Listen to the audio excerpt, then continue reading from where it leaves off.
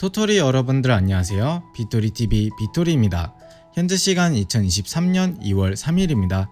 이번에 FOMC 금리 인상이 25bp로 확정이 났는데요. 그냥 25bp 인상으로 확정이 난 것이 아니라 FOMC 연준 이사들의 만장일치로 결정났다는 것이 중요합니다. 그동안 매파적인 스탠스를 고수하던 파월 연준 의장마저 상상 이상으로 도비시하게 나오며 비트코인도 덩달아 크게 상승했는데요. 금리 인상 발표 때 24K를 뚫은 것과는 별개로 지금은 벌써 고점 대비 거의 800불 정도 하락한 상태입니다. 800불 하락은 대충 3.5% 하락이 넘는데요. 그래도 슈팅이 나오기 직전 저점 대비 6.5% 이상 오르면서 1500불가량 상승했다는 것은 차트상으로 숏이 보이더라도 시장의 센티멘트는 여전히 롱이라는 의미입니다. 현재 상황에 대해서 쉽게 정리해드리도록 하겠습니다. 영상 끝까지 시청해주시고요. 구독과 좋아요 한 번씩 부탁드리겠습니다. 영상 시작하겠습니다. 우선 도비시하다는 표현은 비둘기파적이다로 이해하시면 됩니다. 파월 연준 의장은 그동안 매파적인 스탠스를 유지해왔는데요. 마샬님의 정리를 참고해서 이번 FOMC의 결과를 풀어드리겠습니다. 어찌됐든 25bp 금리 인상이 확정남과 동시에 최근 제가 언급한 아서 번스와 폴 볼커의 선택지는 어느정도 번스 의장으로 슬쩍 치우치지 않았나 생각이 듭니다. 결론부터 말씀드리자면 저의 패배를 인정한다는 말이기도 합니다. 왜냐하면 파월 연준 의장의 공식적인 입장을 들어보지도 않고 시장은 탐욕에 찌들었으며 소수의 고래들로 좌지우지된 시장의 상승세가 유지되었기 때문에 비활성 주소를 주목할 필요가 있었습니다.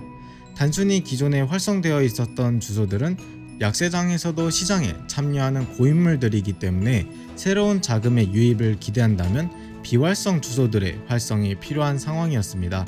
하지만 전혀 그런 징조가 보이지 않았기 때문에 이번 FOMC에 있어서 파월 연준의 태도와 금리 인상 결정이 어느 정도 김칫국을 마시며 예측을 할 만했던 것이죠. 즉 하락에 베팅한다는 것입니다. 석디님의 정리를 참고하면 파월 연준 의장은 11월 FOMC에서는 충분히 제한적이라는 표현을 꽤나 자주 사용했었는데요. 하지만 이번에는 적절하게 제한적이라는 표현을 꽤나 자주 사용했죠. 이 차이는 상당히 크다고 보시면 되는데요. 이번에 FOMC에서 파월 연준 의장이 강조한 부분이 인상 속도였던 만큼 경기에 직접적인 영향이 가기 시작하는 지금부터는 금리 인상을 강행하되 인상 속도는 조절하겠다는 의지를 확인할 수 있습니다. 인플레이션이 완화되고 있는 과정을 보게 되어 기쁘다고 했는데요. 정말 비둘기파적인 발언이죠. 하지만 여전히 노동시장이 약해지고 있다는 증거가 더 많이, 아주 많이 필요하다고 강조를 여러 번 했습니다. 인플레이션의 완화라고 표현했지만 정확한 표현으로는 디스인플레이션인데요. 디스인플레이션은 물가 상승률이 하락하는 추세를 말합니다. 발표되는 경제 지표마다 물가 지수가 하락한 것이 실제로 확인되었었죠. 최근에 대기업부터 다양한 기업들에서는 일자리의 축소가 이뤄졌는데 실업률의 증가는 노동시장의 약화의 증표가 되기는 하지만 여전히 파월 연준 의장의 태도에 변화를 주기에는 부족하다는 것입니다. 연준도 노동시장이 디스인플레이션을 방해할 것을 우려하고는 있습니다. 어쨌든 위험자산군에서는 베어 랠리라고 보여줬고 그 끝 무렵에서 이번에 한 번 더 슈팅이 나왔다는 것은 반대로 하락을 기대하며 숏 포지션을 잡고 있던 많은 개미들이 청산이 이뤄지거나 손절을 할 수밖에 없는 상황이 되었다고 생각합니다. 서범님의 정리를 참고하면 지금의 상황은 21년도 대불장의 전조 현상처럼 그 당시 프랙탈과 유사하다고 보고 있는데요. 프랙탈로 차트를 보는 것과 기술적 분석으로 차트를 보는 것은 조금은 다르기는 하지만 정말 많은 사람들이 이번만큼은 하락에 베팅했습니다. 개인 투자자들 뿐만 아니라 헤지 펀드들도 역대급으로 숏 베팅을 하고 있었고 빅쇼트라는 영화의 실제 롤모델로 유명한 마이클 버리마저 트윗에 셀, 매도라는 트윗을 업로드하고 이후에 떡상하자 트윗 계정을 삭제해버렸죠. 결과적으로 헤지 펀드들의 무덤이 될 수도 있고 그들이 승리할 수도 있는데 다시 말씀드리지만 차트상으로는 하락 가능성이 더 높아 보이지만 시장의 센티멘트는 여전히 상승이기 때문에 예측이 어려워졌습니다. 맞아. 이번 FOMC에서 이해가 안 되는 부분이 하나 있었는데요. 제가 아직 부족해서 이해를 못하는 걸 수도 있지만 FOMC에서는 경기 침체 자체를 선택지에 넣지도 않은 것 같습니다. 무슨 말이냐면 연착륙이 가능하다는 것인데요. 지금 같은 상황에 연착륙이 어떻게 되냐는 의문점에 대한 답은 다음과 같습니다. 어차피 정부가 돈을 풀고 있기 때문에 경기 침체까지는 안 올 것이다. 인플레이션이 증가하는 와중에 돈을 풀어서 경기 침체를 어떻게 막는다는 거죠? 저는 이해가 잘 되질 않습니다. 긴축이라는 것이 양적 완화로 인해 발생한 물가 상승을 저지하고자 긴축 정책을 펼치는 것인데 시장에 돈을 푼다라 뭘까요 대체? 하하. 쉽게 말해서 물을 빼면서 물을 붓는다는 것인데 재밌습니다.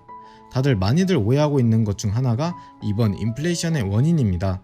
러시아 전쟁이나 기업, 은행에서 촉발된 것이 아니라는 것인데요. 몰랐던 부분이죠.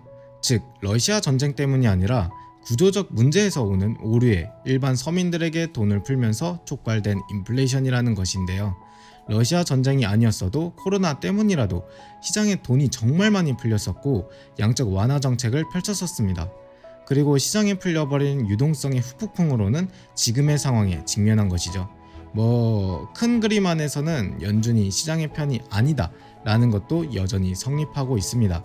시장 그 자체를 막을 생각이 없기 때문인데요.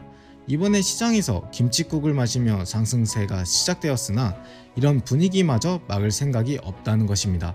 무조건 데이터를 통해 노동시장과 인플레이션의 물가 상승률을 체크할 것이라는 건데 2월에 예정되어 있는 경제 지표들 중 하나라도 컨센보다 나쁘게 나오면 트리거를 당길 수 있는 위태로운 상황입니다. 저는 아무리 봐도 약한 경기 침체는 예정되어 있다고 보는데요.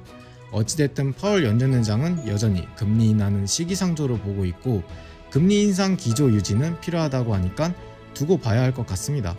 다음 한편으로는 위안화가 강세라는 것이 조금 마음에 걸립니다. 위안화가 강세일 때 이점을 살리면서 크립토에 중국이 참전한다고 쳤을 때 과연 어떤 그림을 예상할 수 있을까요? 아직 근거가 부족해서 구체화가 안 되어 있기 때문에 말씀드리기 뭐하지만 2023년도 충분히 재밌는 해가 될 것 같습니다. 항상 토토리들을 응원하는 남자 빅토리였습니다. 구독과 좋아요는 저에게 힘이 됩니다. 영상 끝까지 시청해주셔서 감사합니다. 빅토리TV였습니다.